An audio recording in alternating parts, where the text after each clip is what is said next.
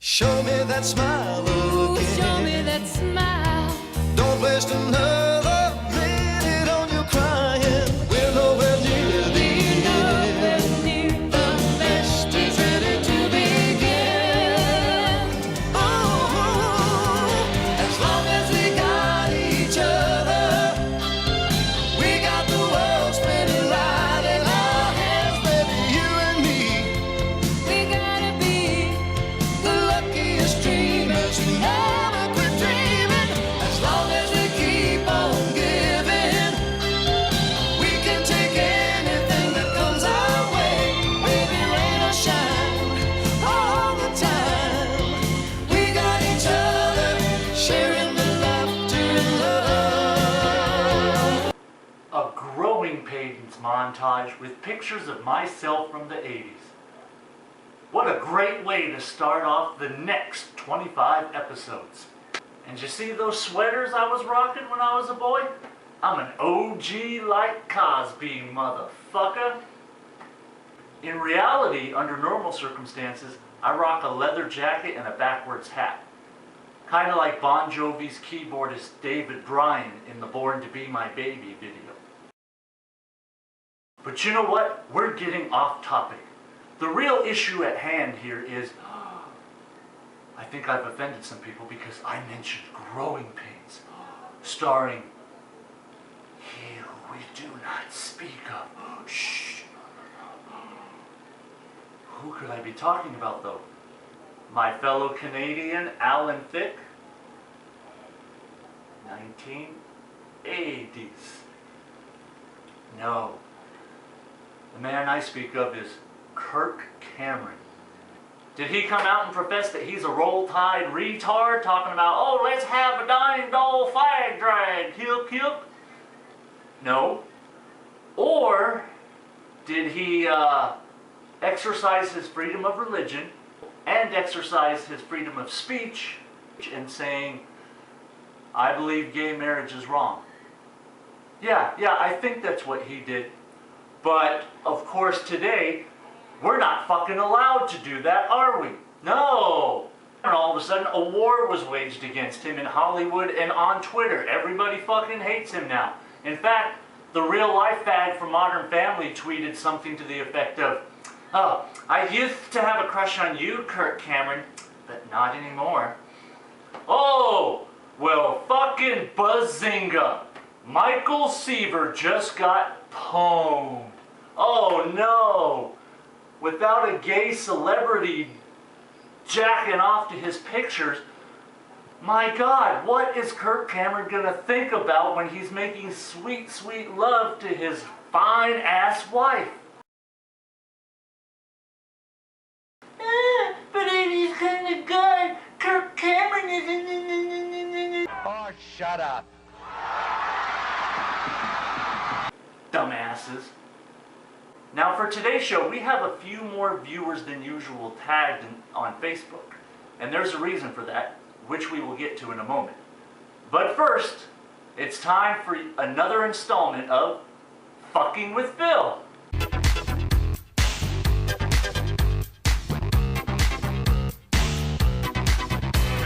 And the Angry 90s guy.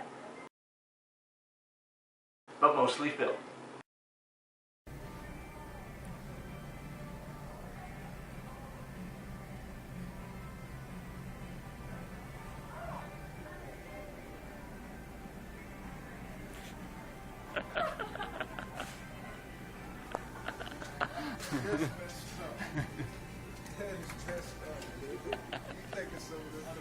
I walked right into it. Angie.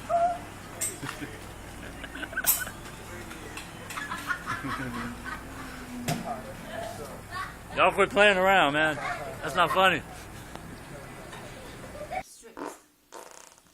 First part of 2014.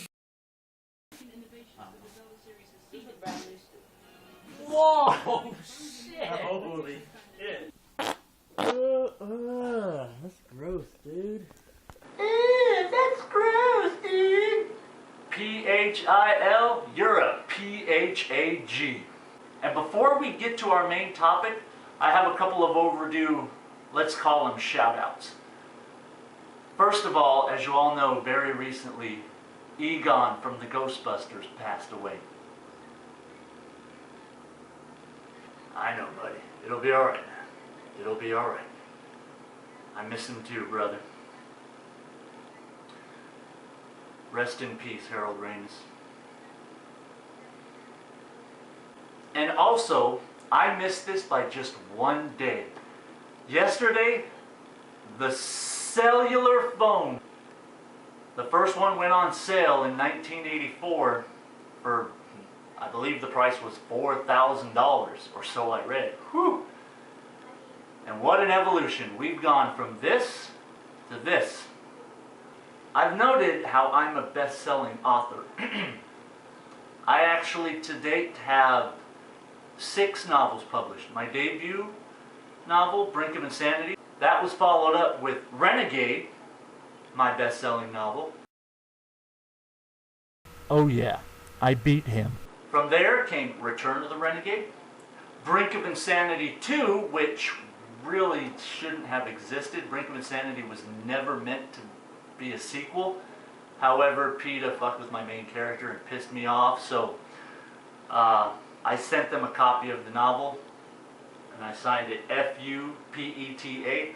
And then I found out I got 1 vote, a whole vote for Worst Dressed Celebrity of 2007, because of the aforementioned leather jacket that I wear. He's a duty head, and he wears dead animals. Fuck you! From there came Renegade 3. So that's a big one I checked off the bucket list. Writing a trilogy. And then I also have an ebook published about professional wrestling, and that one's over 80,000 words. My next one, I'm thinking Original Sin, based on the song by INXS, which is really about jungle fever. Because there's a lot of jungle fever in the book, and also, you know, I kind of wanted to keep it related to the 80s, and Original Sin, you know, named after an 80s song, and then at the same time it also sparks that intrigue, because this is going to be a murder mystery, which is my main genre. All but the wrestling novel have been murder mysteries. And I mean, really,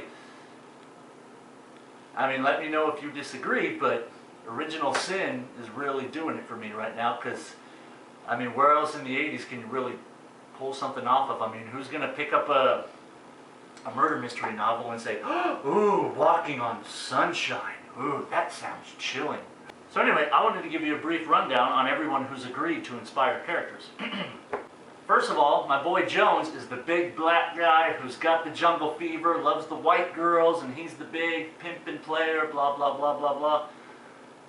Oh, and what a coincidence, Jones. It says here you're going to be your character's the big black guy who's got jungle fever, into white girls, and big pimpin', blah, blah, blah, blah, blah. Funny how that worked out.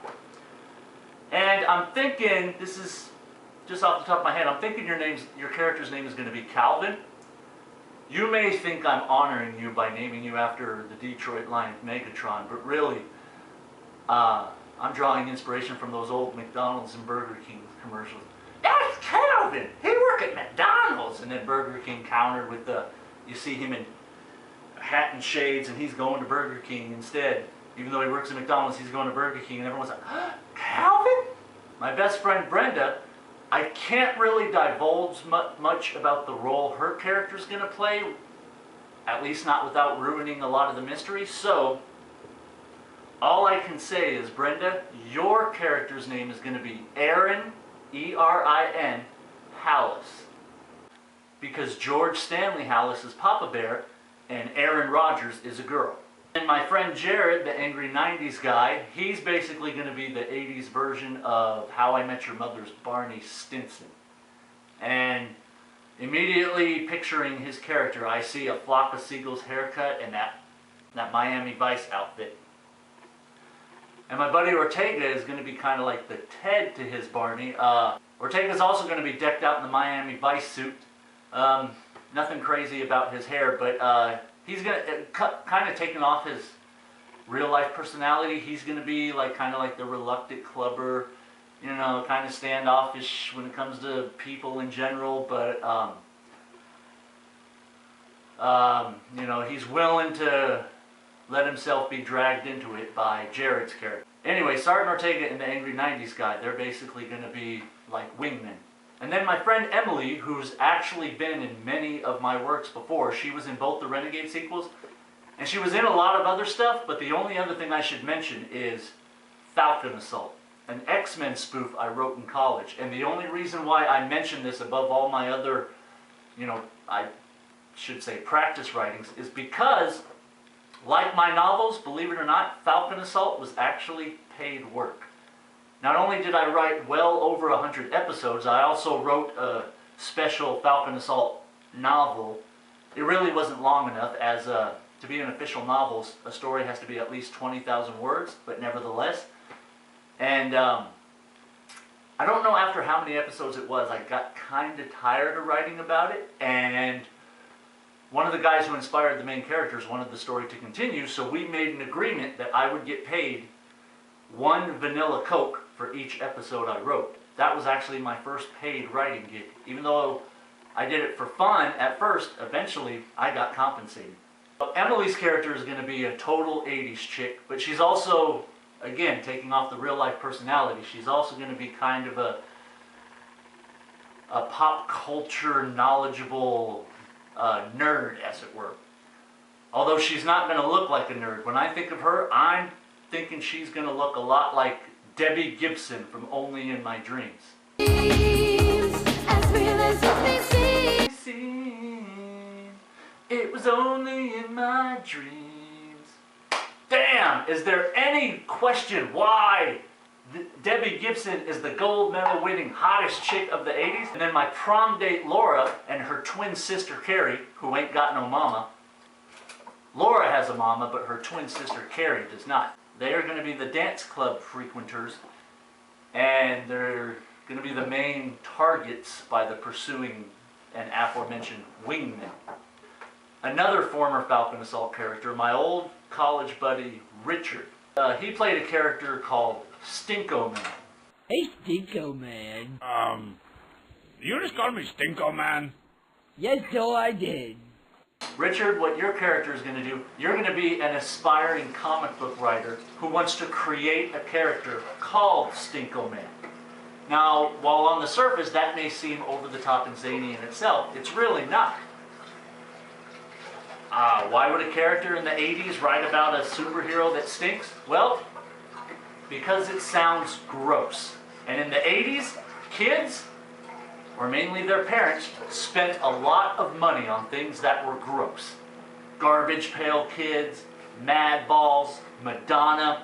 Other than that, there may be a person or two who I didn't offer or didn't volunteer to be in the novel, but I have some special roles for them to play.